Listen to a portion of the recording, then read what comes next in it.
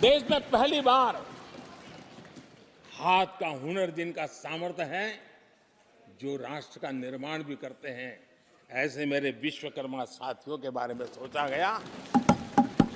उनको आधुनिक टूल, आधुनिक ट्रेनिंग, पैसों की मदद, विश्वकर्मा भाइयों के लिए हमने कहा देश में पहली बार पीवीटीजी यानी जनजातियों में भी अति पिछड़े जो हमारे भाई बहन हैं, संख्या बहुत कम है, वोट के हिसाब से किसी को नजर नहीं जाती। हम वोट से परे हैं, हम दिलों से जुड़े हैं और इसलिए पीवीटीजी जातियों के लिए पीएम जनमन योजना बना करके उनके कल्याण का मिशन मोड में काम उठाया है। इतना ही नहीं, सरहद के जो गांव थे जिनको आखिरी गांव करके छोड़ दिया गया था, हमने वो आखिरी गांव को पहला गांव बना करके विकास की पूरी दिशा बदल दी। आदरणीय अध्यक्ष जी, मैं जब बार बार मिलेट्स की वकालत करता हूं, मिलेट्स की दुनिया के अंदर जाकर के चर्चा करता हूं, G20 के देशों को लोगों के सामने गर्व के साथ मिलेट्स परोसता हूं, उसके पीछे मेरे दिल में 3 करोड़ से ज्यादा मेरे छोटे किसान हैं जो मिलेट्स की खेती करते हैं। इनका कल्याण, इससे हम जुड़े हुए हैं। आदरणीय अध्यक्ष जी, जब मैं वोकल फॉर लोकल की बात करता हूं, जब मैं मेक इन इंडिया की बात करता हूं, तब मैं करोड़ों गृह उद्योग, लघु उद्योग, कुटीर उद्योग, उससे जुड़े हुए मेरे लाखों परिवारों के साथ उनके कल्याण के लिए सोचता हूं। आदरणीय अध्यक्ष जी, खादी, कांग्रेस पार्टी ने उसको भुला दिया, सरकारों ने भुला दिया। आज मैं खादी के ताकत देने में सफलतापूर्वक आगे बढ़ा हूं, क्योंकि खादी के साथ, हैंडलूम के साथ करोड़ों बुनकरों की जिंदगी लगी हुई है। मैं उनके कल्याण को देखता हूं। आदरणीय अध्यक्ष जी, हमारी सरकार हर कोने में गरीबी को निकालने के लिए, गरीब को समृद्ध बनाने के लिए अनेक विविध प्रयासों को कर रही है। जिनके लिए वोट बैंक ही था, उनके लिए उनका कल्याण संभव नहीं था। हमारे लिए उनका कल्याण राष्ट्र का कल्याण है और इसलिए हम उसी रास्ते पर चल रहे हैं। आदरणीय अध्यक्ष जी, कांग्रेस पार्टी ने, यूपीए सरकार ने ओबीसी समुदाय के साथ भी कोई न्याय नहीं किया, अन्याय किया। इन लोगों ने ओबीसी नेताओं का अपमान करने में कोई कोर कसर नहीं छोड़ी है। कुछ दिन पहले जब कर्पूरी ठाकुर जी को भारत रत्न दिया, हमने वो सम्मान किया। लेकिन याद करिए, उस कर्पूरी ठाकुर अति पिछड़े समाज से ओबीसी समाज के उस महापुरुष के साथ क्या व्यवहार हुआ था, किस प्रकार से उनके साथ जुल्म किया। 1970 में बिहार के मुख्यमंत्री बने तो उनको पद से हटाने के लिए कैसे कैसे खेल खेले गए थे। उनकी सरकार अस्थिर करने के लिए क्या कुछ नहीं किया गया था। आदरणीय अध्यक्ष जी, कांग्रेस को अति पिछड़ा व्यक्ति बर्दाश्त नहीं हुआ था।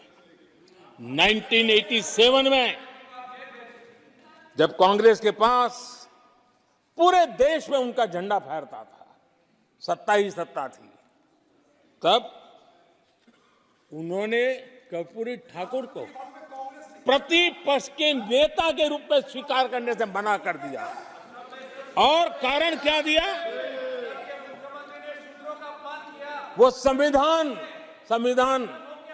का सम्मान नहीं कर सकते।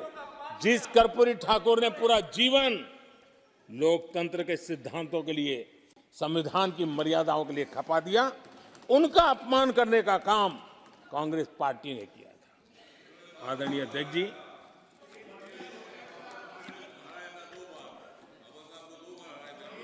आदरणीय अध्यक्ष जी, कांग्रेस के हमारे साथियों को आजकल इस पर बहुत चिंता जताते हैं कि सरकार में ओबीसी कितने लोग हैं, कितने पद पर कहाँ, उसके हिसाब किताब करते रहते हैं। लेकिन मैं हैरान हूं, उनको इतना सबसे बड़ा ओबीसी नजर नहीं आता है। यहाँ आंखें बंद करके बैठ जाते हैं। आदरणीय अध्यक्ष जी, जरा मैं ये दुनिया भर की चीजें करते हैं, मैं कहना चाहता हूं, ये क्लास है। ये यूपीए के समय एक एक्स्ट्रा कॉन्स्टिट्यूशनल बॉडी बनाई गई थी, जिसके सामने सरकार की कुछ नहीं चलती थी। नेशनल एडवाइजरी काउंसिल, जरा कोई निकाल करके देखे उसमें क्या कोई ओबीसी था क्या? जरा निकाल के देखिए। इतनी बड़ी बड़ी पावरफुल बॉडी बनाई थी और वो तो अपॉइंट कर रहे थे। आदरणीय अध्यक्ष जी, पिछले 10 वर्षों में नारी शक्ति के सशक्तिकरण को लेकर के अनेक विध कदम उठाए गए हैं। नारी के नेतृत्व में समाज के सशक्तिकरण पर काम किया गया है। आदरणीय अध्यक्ष जी, अब देश की बेटी, हिंदुस्तान में कोई ऐसा सेक्टर नहीं है जहां देश की बेटियों के लिए दरवाजे बंद हो।